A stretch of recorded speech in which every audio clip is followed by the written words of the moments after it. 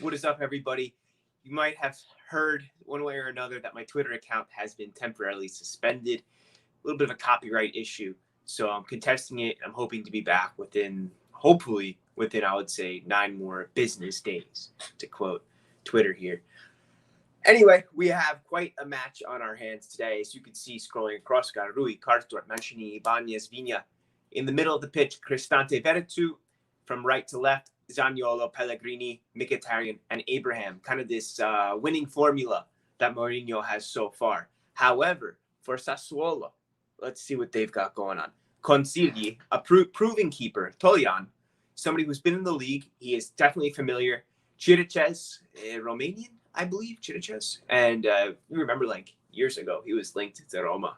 And Ferrari, I think he used to play U21 for the Azzurri, I believe.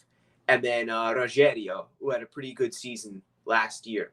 In the center of the pitch, there's Fratesi and Lopez. Like Lopez a lot. He's somebody who's been doing pretty good for them. Pretty good. I think it's his second year with Sassuolo. And then I'm just going to see if there's any comments so far. Okay. So out on the right, Berardi, 11 goals last season.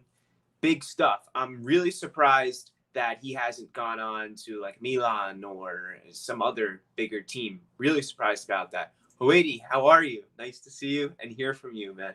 Thanks for joining in. In the center, in the number 10, expect Juricic. He's definitely their number 10. He's going to be pulling the strings. Tough Balkan player. I think Juricic is Croatian. It could be Montenegrin. I forget off the top of my head. And then Boga.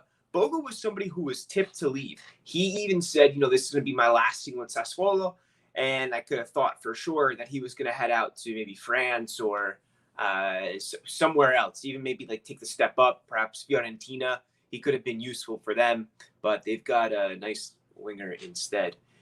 Raspadori gets the start here. I think it's an interesting pick. Not surprising with the absence of Caputo. Interesting in that he's somebody who's been called up for the national team already. He was part of that squad that went on and won the Euros. But I don't know what to entirely make of him yet. He's not the biggest player, so he's like one of those old Montella-esque strikers, I think. Good movements, gets behind the play. Not like a Del Piero. I think he's going to be much more of a natural 9 than it's looking. So I'm interested. And I think maybe by next year, if it's definitely spicy, that front four. By next year, I would be surprised that if Raspadori keeps doing well, that he's not picked up by a big team. Dionisi is their manager. He won in last year Serie B with Empoli. So he's a pretty proven coach in terms of that. Because Serie B, I think there's an assumption that it's like almost like for like, just a lesser Serie A. But that's actually not the situation. In Serie B, you have, unfortunately, a little bit more of poor refereeing, and the pitches are not always so nice. There's a lot of calls, questionable stuff that happens in the lower leagues. So it's not always, so clear cut just because you spend more money and you have better players on paper that you will win Serie B. So Sassuolo win their first match of the season. They won. In the last match, they tied, and they had, I think, 9 goal-scoring opportunities. I think that one ended 0-0 with Sampdoria. So, Sassuolo is a team that's definitely got to be respected. They're going to go out there, and they're going to do their thing. I am not so shocked with Vigna starting. I know he had those issues. I think that Vigna has been settling in nicely, though. After his first match, it looked like he needed some time to get better. He got stripped down the wing against Fiorentina. But then against Salernitana, we see him improving just a little bit more.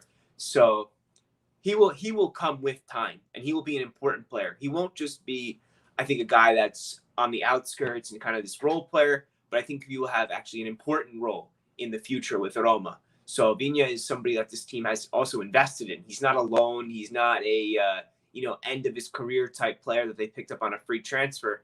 He is someone they legitimately invested in, which I think for me is almost surprising given that Calafiori is a player that we have in our ranks as well. So I was, a little bit not confused, but surprised to see that they went and invested so much in a left back. But I think that's also a testament to this ownership that they're not going to kind of, skimp that they want to make sure everyone's solid and not just going to take chances. Yeah, I'm hoping mid-game if we do get that advantage.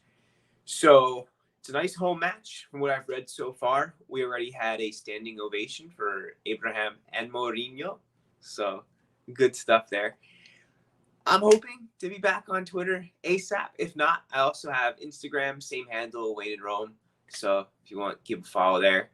Otherwise, I will be back for the post-match. And yes, this ownership, they've been really out of the spotlight and making all the right moves behind the scenes. And that's exactly what we needed. It's exactly the perfect formula, I think, if we are one day going to be that successful club. So, all right, I'll be back for post-match. Ciao.